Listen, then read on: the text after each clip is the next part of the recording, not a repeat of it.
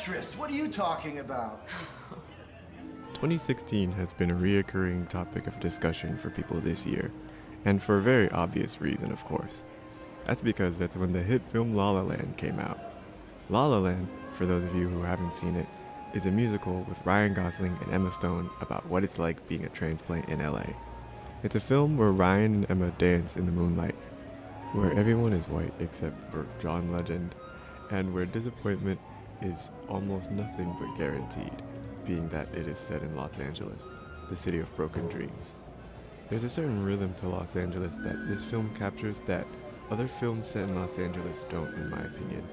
I do have a lot of bias towards this film though. Because I'm from LA, I feel like I know this city in a way that makes me appreciate the film more than the average person would. I also feel like that's the same thing that allows me to hate it so much.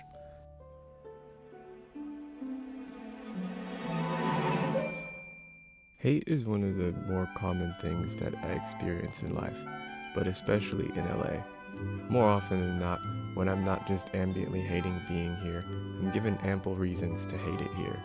Noise is one, although I never noticed it much until I went to college in Merced, somewhere very quiet. There's also traffic, smog, the beach, and plenty of other things.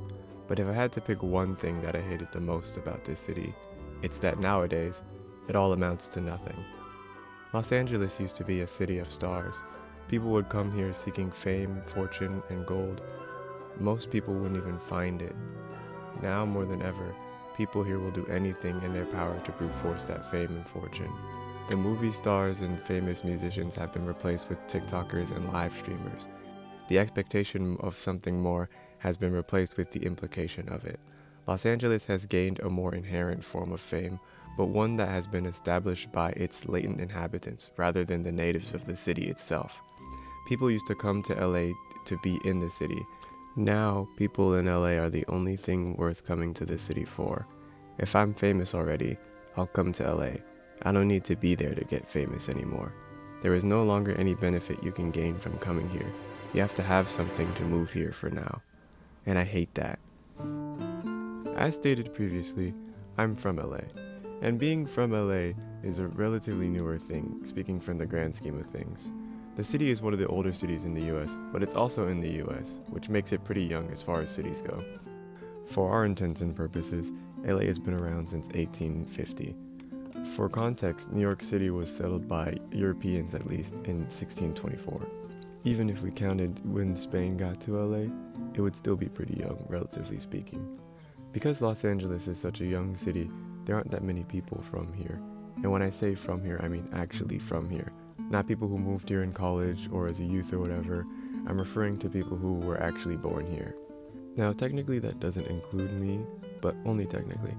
I was born in the Bay Area, but I never known a life outside of LA because I was very young, like months old, when my parents moved here from the Bay Area. I'm part of what I like to call the greater LA migration cycle. Essentially, people move here, like I've said already many times, from wherever else in the world. Then they have kids who, because this is maybe one of the worst places to live of all time, leave Los Angeles to live somewhere else in the world. And a lot of people who choose to stay, and often end up fighting the city to do so, are constantly being gentrified out of it anyways. So even if they wanted to stay, at a certain point it isn't even feasible anymore. I've seen this happen already in the 6 years since I've moved from Westchester to Central LA, and I'm not pointing fingers to any particular group of people. But let's just say there's a lot more people walking their dogs around here than when I got here. This very slow pseudo-ethnic cleansing of the formerly ghetto is nothing new, and I'm far from the first person to point it out. But I may be the first person to use it as a point of reference for reviewing the film La La Land, at least from what I've seen. The rhetoric surrounding this film has evolved over the years, especially since the whole Moonlight Oscar debacle. Many criticisms have been levied against this movie. People say it doesn't really depict an accurate portrayal of LA. Some people say it's too classic Hollywood. Some people even hate that it's a musical. But one of the more frequent and more valid criticisms I've heard of the movie is that a lot of people assumed it was going to be a love story and were disappointed when it wasn't. Well, ladies, fellas, and non-binellas, I've watched this movie so many times, and I've been in LA for quite a bit, and I'd like to dispel all of the critics, and the haters even. for I've been one too, of Los Angeles, of La La Land, and of the hatred that they both receive. And I'm tired of it, because lately I've been seeing my city become more and more like the city they show in this film, and I've grown more sympathetic towards both. They have both given me heartbreak that I'll only experience once, and that you can only experience once you have the proper context. I know the reason you don't like La La Land, and I'll tell you what it is. It's because you haven't really watched Whiplash.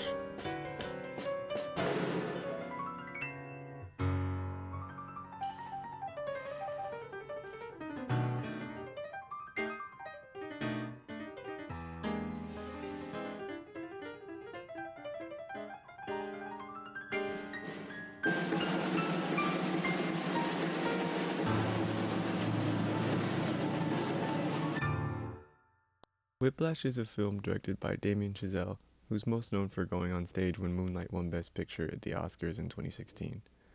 Whiplash is his first film, and it was originally a short film that he later expanded into what is now the feature-length film Whiplash. This film established his directorial style in a way that very few directors do on their first try. It almost immediately made him extremely popular among the film crowd, and it left people in anticipation of his next release. His next release, however, would, upon first glance, seem like a complete tonal shift from Whiplash. For one, La La Land is a musical, while Whiplash is just a film about music, and there's a huge difference between the two, enough to make an entirely different video about it at some point. I don't want to spend too much time talking about how different the two films are, because I feel like that's what most people think about them anyways. Today, I've come here to talk to you about how the two films are in fact the same, and you can only really understand one of them once you understand the other. So let's start at the obvious commonality between the two films, the music. One of the many things said about Damien Chazelle's other film, that I will now stop saying the name of for dramatic reasons, is that it gives a weird narrative to modern jazz, and it frames it in a way where, in the end, white man saves jazz. It definitely does not help that John Legend is the person who he saves it from, but you must understand something before we move forward, and that is that this film is not about jazz. It is jazz. Let me explain to you what I mean by that. Whiplash, the film that I can name, is a film about jazz, among other things. In my opinion, the film mainly shows what passion can look like when exploited by obsession, and it uses the life of a college jazz drummer as an example of his phenomena. The way that Chazelle likes to tell narratives in his early works is by tying the message to the music, jazz in this case. So the message of his films often appear within the music. Another thing Chazelle likes to do in his early works is complain about how jazz is dying. I haven't seen First Man or Babylon, but if I had to guess, one is about the first man that played jazz, and the other's about The Great Gatsby? Basically, he loves jazz, B-movie style, and he wants everybody to be as obsessed as him. Well, I'm not gonna lie, I already knew what jazz was going in, like actual jazz, so I didn't really pay much attention to the jazz elements of either film when I watched it. They are there. I didn't say I didn't notice them or see them, I just didn't pay much attention to them. You see, jazz in Chazelle's films is merely put there for an aesthetic reason, to distract you even, to encapsulate you in its inherent complexity and make you believe that there's more to his movies than what you can see. This habit of his, ironically, shows up the most in moments of his films where he doesn't use any jazz music at all. While I would like to use an example from Whiplash, there are fewer instances of this in that film than the other, and we'll be talking about Whiplash a lot later, so I'm going to interject Ryan Gosling wherever I can. About 30 minutes or so into the other film, there's a scene where Mia, the protagonist of the film, is at a party, and there's music playing. This music is not jazz, and it's being played by our other protagonist, Sebastian. Now, there's a lot going on in this scene, but don't worry, I'll guide you through it. In this scene, Sebastian is playing keys for an 80s synth cover band. If you've seen the film before, this power structure might actually be familiar to you. If you haven't, then why are you still watching this? Go watch the movie. At least watch one of them. I know it's a lot to ask you to watch 2 movies, but I'm not even sure this video would make sense if you haven't seen at least one of the films I'm talking about. They're worth watching, I think. Anyways, if you still haven't seen the film, later on Sebastian meets Okay, I don't really want to say his name because then I have to talk about him, but he meets a guy who gives him a very important opportunity that allows him to play keys for a different band, a non-cover one that plays not jazz. Well, kind of. We'll get into that later. And to make everything worse, he doesn't just have to play keys again, but he has to play the synth again. Let's get back to the party at hand, though. When Sebastian finally gets to take a break from playing, and he talks to Mia, many musical and narrative things happen here. For one, we are shown that Mia is the one thing that can draw Sebastian away from what he wants, which is to play music, even if he doesn't want to do it at the time. One of Sebastian's passions is music, and I'm sure you can guess which kind. Earlier in the film, we see Mia encounter one of his passionate moments where he's in a diner playing for Fletcher? Is that... How did you get... Well, sorry, I don't know what happened there. This type of raw, unfiltered passion is something that catches Mia's attention, and attention is something that Sebastian also likes to receive. At first, he argues that this attention is something that he wants to be paid to Jazz, rather than himself. But eventually, we see that he feels his passions are so intertwined with Jazz, that what he actually wants is people to pay attention to him. This can be seen when Mia actually approaches him at the diner about his playing. As soon as he finally gets somebody to pay attention to his Jazz, he brushes her off because this isn't the type of attention he really wants at the time.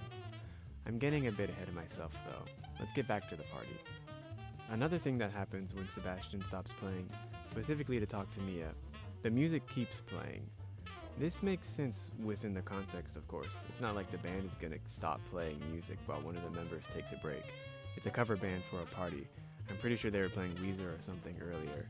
So, okay, the music keeps going while they talk, whatever, right? Wrong. Now, I've already come to terms with this video not being monetized for copyright, so take a listen to what song is playing in the background of the scene. I want to show it to you because I feel like the realization is better when you can actually view the part of the movie. Okay, ready? Here it is. It's Tainted Love.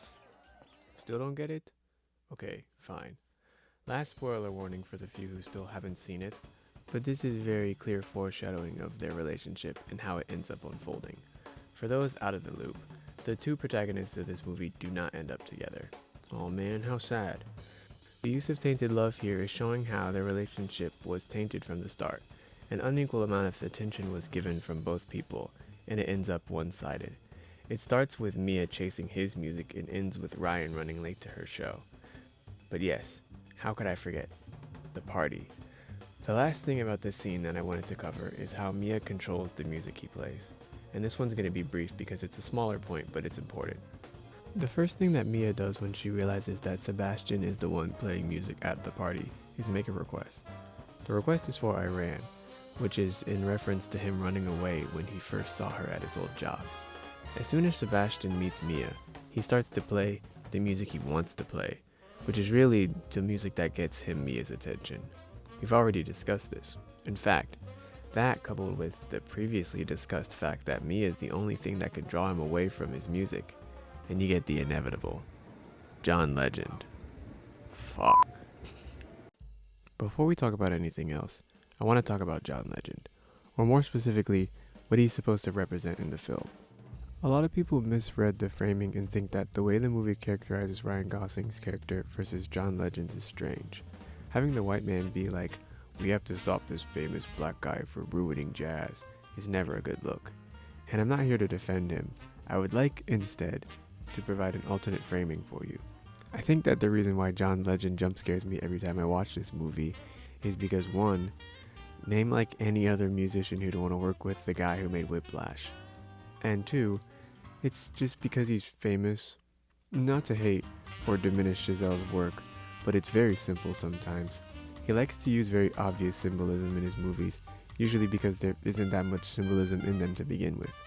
Now, all media has some amount of symbolism in it, whether it's intentional or not, and I'm not trying to say that Chazelle is bad at using it, he just likes to be very plain and clear with it. Another example of his plain use of symbolism is how he cast J.K. Simmons as Sebastian's boss. Because he plays an asshole in most of the films he's in, including Whiplash, we already kind of know how he's going to be in this film. Similarly, John Legend is famous, and so when he shows up in this film, he does not represent jazz, because he doesn't even make jazz, and this film isn't about jazz. He represents fame, because he's famous. It really is that simple. In that scene, Sebastian's already doing what he loves, playing keys for a jazz club, and when John Legend shows up, he presents him with a choice. Fame, attention, this thing he's been obsessed with, or... Okay. In his films, Chazelle likes to take his characters to their limits. This is done at many points throughout his films, and it's always paired with the choice to instead stagnate and risk ending the narrative very unsanctimoniously. This is one of the more common ways that Chazelle likes to drive the narrative forward in his films, and the choices that his characters have to make are often the same. Will they feed into their obsessions or lean into their passion? In Whiplash, the main character of the film, Andrew Neiman, is faced with this very conflict. Andrew is obsessed with many things, jazz most obviously, drumming to be more specific, his made-up school, Schaefer, and its upper-level jazz band conservatory. He's already in the lower-level conservatory at the start of the film, and he's already doing what he wants, which is playing the drums. If he kept doing this at this level with proper encouragement, he probably would have ended up being as great as he was at the end of the film. Only it would not have happened within the time that the film shows. This is because Andrew's only passionate about playing the drums, but he has no drive for it at this current point. This drive comes in the form of a man, a very violent man, Terence Fletcher. Terence Fletcher is a complex character. To state the obvious, he is antagonistic. In the film he's positioned as the antagonist, and yet he's the only thing that gets Andrew to really care about his passion. When Terence finally finds Andrew practicing at the beginning of the film, at that moment in time, Andrew wants to play for Terence. But unfortunately for him, at this point in time, he is not prepared to do it. The only thing he can present right now is his passion. So Terence creates something in him to drive this passion. Obsession. Chazelle has a strange habit of giving his characters what they're obsessed with in the middle of his films. In Whiplash, this comes in the form of Andrew getting to play for Terence at the competition because he misplaces the other drummer's music sheet. At this point, Andrew is only partially prepared to play. He knows the song, but he only really knows the charts. He has a lot of practice with the song, but not the actual skills necessary to play it. So everyone involved knows he just got lucky. Luck is something that is hard to really quantify, especially in film, but it is real. Just trust me, okay, I know. The only real way to know how much luck you have, unfortunately, is when it runs out. And this performance is when Andrew's luck runs out. Luck is what got him this far, and in the beginning, he was lucky that Fletcher was close by and interested enough to hear him play, and he benefits from someone else's misfortune to play for Fletcher at the competition. His final stroke of luck comes when afterwards, Fletcher decides to make him first chair. He finally gets it, this thing he's been obsessed with the whole time, but obsession comes at a cost. Around this same point in the film, we find out one of Fletcher's old students passed. He was another great prodigy that Fletcher had mentored, and a dark foreshadowing of something we find out later in the film. In the narrative, this serves as a wake-up call to everyone, that their luck has in fact run out. Before Fletcher finds out that his former student passed away, he was in the process of adding a third drummer as more motivation for Andrew. In the next practice, this terribly backfires. When you run out of luck, and all you have is obsession and time, you get pain. Pain that leads to anger and sadness. A sadness that leaves you lost. You forget why you were even so obsessed in the first place. Now, I've said these two words, passion and obsession, a lot through this, whatever this ends up being. And although at first it may just seem like words that I picked because I love talking, I will now remove the arbitrary meaning and present them to you as my thesis, or at least part of it. I have a tendency to run from my thesis until I can reveal it in the most dramatic way possible, kinda like these movies do. But much like Chazelle's films, I kinda gave it to you in the middle already. Passion and obsession. These two concepts are going to need to be defined in a more concrete way before we continue, so we have a solid understanding of them, at least as far as it's concerned here. Passion, for our purposes, is a person's deep, innate desires. If they could choose to do one thing ever for the rest of their life, it would be this, their passion. Passion is also something that can be given, but not here, unfortunately. In these films, passion is mostly portrayed as something that has to be found. And the way that people usually find their passion in these films is because they choose to follow something else instead, their obsession. Obsession, for our purposes, is similar to passion, but there's one main difference between the two concepts. Obsession is not innate, meaning it doesn't come from within someone. It is something that is gained by someone, or tragically bestowed upon them by someone or something else. It builds gradually and unnaturally until it can consume someone. Now that we've defined these concepts, let's go back to the beginning of Whiplash. This meeting between Terrence and Andrew is not just luck. Terrence hears Andrew practicing and asks him to play something for a reason, because he's obsessed with Andrew's passion. And that, ladies, is what these movies are all about. It's the dynamics between one character being obsessed with the other character's passion, and how that can damage the relationship that these two people could have had otherwise. In Andrew's case, he loses a mentor. Terrence looked at Andrew, and instead of seeing a passionate drummer, he sees the drummer that we see at the end of the film, and throughout the events of the film, he inflicts Andrew with his obsession to get there. I don't really like to quote the works that I talk about when I'm trying to make a point about them. There's something that Terrence says at the end of the film that I think sums up what I'm trying to say best. Towards the end of the film, before the climactic finale at JVC, Andrew decides to go to a random jazz club. This is not by coincidence though. It's because he sees that Terrence is playing there. In this moment in time, he sees Terrence doing something that he, and we the audience, had really only assumed he did at some point, playing jazz. But not just any jazz, the very type of jazz that he would go on to criticize mere moments later in the film. It's boring, passive, and completely antithetical to the character that we have seen up until this point. And yet, he once again becomes the only thing that gets Andrew to care about his passion. And I kinda hate that. I know that we are getting somewhere and this is a bad time to complain, but let me vent for just a little bit because it's relevant. This situation, when taken at face value, is actually very disappointing. Here's a bit of a sensitivity warning because I'm nice and I'll be talking about some intense topics. Among one of these topics is abuse. No matter how you face it, Terrence is in a position of power over Andrew, and this scene shows the amount of power he has over him. In the final act of the film, we find out that the student of Fletcher's that had passed took his own life, because Fletcher pushed him to his limit. But in reality, not everybody can be pushed to their limits. Something that this scene in the jazz club shows that Fletcher is not aware of. This scene also shows us another very important thing about Terrence. He doesn't see himself as a bad guy. He argues, I actually fucking tried. And that's more than most people ever do. And I will never apologize for how I tried. I kind of skirted around it earlier, but Terrence Fletcher is not the antagonist of the film. I bring up the scene in the jazz club at the end for a very specific reason. It's because at this jazz club, Andrew realizes something about himself that he should have seen the whole time. Andrew never really wanted to play for Terrence. Terrence wanted Andrew to play for him. That's what he wants at the moment in the club, and that's all he ever really wanted from him in the first place. And Andrew has always wanted to play, and he realized that it doesn't have to be for anyone. The finale of the film is him escaping that obsession, and finally finding his true passion, playing for himself. Andrew found a way to escape his obsession, but we left Sebastian with a choice earlier, and it was a choice that led him towards his obsession.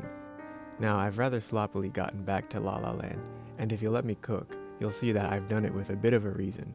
In order for you to finally understand how Damien Chazelle's films truly work, I wanted to try and take a page out of his book. The third act of his films get really quiet, and they do a very good job of making you forget about something that you'll only now realize was fading away into the background, turning into silence, the thing that we all thought this was about in the first place. The jazz. The music.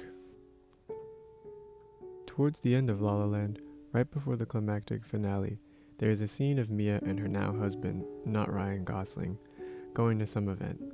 On the way there, they get stuck in traffic and decide to go to a jazz club. This is not by coincidence. It's because she doesn't want to put up a facade and have to play an act that night. In this moment in time, she's doing something that her husband, and us the audience at this point, kind of expected her to do at this point. She impulsively follows some other feeling, but not just any feeling. The same feeling that she'll later go on to feel again here in this scene. It's vibrant, it's full of song and dance, and yet it's not what she wants. It's not what she could have had, because she had not chosen to follow her obsession. Sebastian was her obsession, not her passion, nor is he the person that Mia ends up with. And I kinda hate that. I know I've done this already, but please allow me to cook. There are moments in time where we are confronted with a choice. Is this something that we need right now, or is this something that I want right now? In Whiplash, Andrew needed Terrence to become the drummer he wanted to be. In La La Land, Mia needed Sebastian to become the actor she wanted to be. If neither of these pairs met at these moments, their passions would have died. They would have fallen victim to their obsessions. I never quite did say what choice Sebastian made earlier when he was talking to John Legend at the jazz club. We know that it was a choice between fame and passion, but what was his passion if not jazz? In the third act of the film, there was a scene where Sebastian decides to do a photo shoot for his band over watching Mia's one-woman show. In the moment, he plays a song, an all but familiar one to anyone who's watched the film up until this point. It is in this moment that I believe we learn his passion is not for jazz. His passion is her. In the finale of La La Land, Mia still gets to become an actor, but Sebastian starts a family, he moves to Paris, he does all of these other things, but most importantly, he puts the fame, obsession, and jazz aside. And that's ultimately what I'm trying to say here. In the beginning, I assumed you didn't like La La Land, and that it had something to do with Whiplash. But now, after I've gone and started making this, I realized it had nothing to do with either film. It has everything to do with you, with me. There are moments in life where we are confronted with the same choices that these characters have to make, and we often make the wrong ones. These films make us feel the way we feel about them because had we been able to make their choices, we would have chosen different. These serve as cautionary tales with oddly optimistic endings. The finale of both films leave you with a strange sense of accomplishment that the characters involved truly never get to feel. And the tragedy of that is what I believe these films are trying to convey. In the beginning, I talked about how I felt about the cycle of people who move in and out of LA every few decades, and this movie captures what that feeling is like for me. For someone or something to come into your life, change you, and just vanish. Many of the people I've met here or the places I've been to, they eventually leave or change, and when they come back, it's like you've met them for the first time all over again, but you'll never really get to see them again. People often assume that La La Land is a love story, but if you're from LA and you've seen Whiplash, then you would have known it is not.